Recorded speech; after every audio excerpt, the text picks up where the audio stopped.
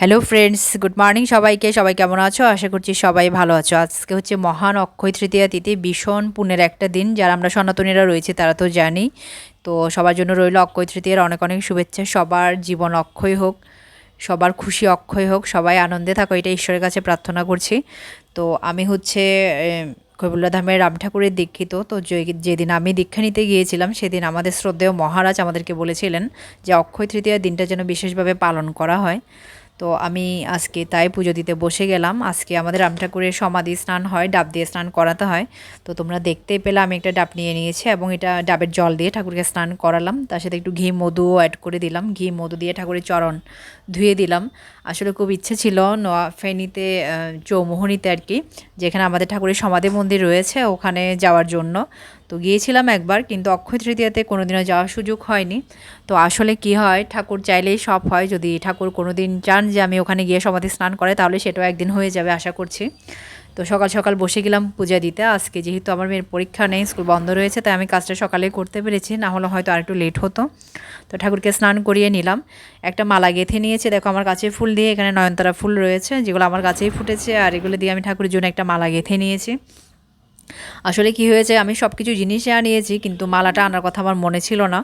তো হাজব্যান্ডকে আর বলিও নাই, কারণ তার কালকে থেকে একটু জ্বর জ্বর লাগছিল, সেজন্য তাকে আর পাঠাইও নি। তো ভাবলাম আমি নিজে একটা মালা গেঁথে দিয়ে দিই, ঠাকুরকে ভালোবেসে দিলে ঠাকুর নিশ্চয়ই সেটা গ্রহণ করবে। তাই যেমন পেরেছি তেমনই গেঁথে দিয়েছি। আর এখানে দেখো মিষ্টি এনে রেখেছিলাম, আর পায়েস রান্না করা হয়েছে। পায়েসটা যদিও বা আমি রান্না করিনি, আমার মা রান্না করে দিয়েছে। তো পুজো দিতে বসে গিয়েছি, ঠাকুরের স্নান করিয়েছি, আসনটা সাজিয়ে দিয়েছি। এখন ঠাকুরকে একটু নৈবেদ্য আমি সাজিয়ে দিচ্ছি। নৈবেদ্য সাজানো হয়ে গেল, দেখতে পাচ্ছ তোমরা। এখন আমি পায়েসটা দিয়ে দিচ্ছি। আসলে আমি খুব একটা ভালো পুজো করতে জানি না, তো ঠাকুরকে ভক্তি ভরে দিলেই যতটুকু জানি ঠাকুর গ্রহণ করে, তাই আমি যতটুকু জানি সেভাবেই দিচ্ছি। আর আজকে তিথিটা এমন, এই দিন সব মানে সব জায়গায় পুজো হয়, ভোগ দেয় ঠাকুরকে, অনেক জায়গায় যজ্ঞও হয়। তো যে যেমনভাবে পারে মোটামুটি ঠাকুরের নিকটে থাকতে চায় আর কি, ঠাকুরের সান্নিধ্যে থাকতে চাই। আজকে দিনটা এমনই, ভালো কাজ করলে সেটা যেমন অক্ষয় হয়, খারাপ কাজ করলেও সেটা তেমনই অক্ষয় হয়ে থাকে। তো সবাই চায় মোটামুটি ভালোভাবে দিনটা পালন করতে, ঠাকুরের নাম নাম ধ্যান করতে। আমিও যতটুকু পেরেছি, আমার যেহেতু ছোটো বাচ্চা রয়েছে, তাই সারাক্ষণ বসে বসে ঠাকুরকে ডাকা সেই সৌভাগ্য আমার হয় না। এখানে পুজো দিতে বসেও যে কতবার উঠতে হচ্ছে তার কোনো ঠিক নেই। তো যাই হোক, যতটুকু পেরেছি করেছি। আর যেহেতু আমি পুজোর তেমন নিয়মকানুন জানি না, যে যতটুকু জানি ওভাবে ঠাকুরকে পুজোটা দিয়ে নিয়েছি।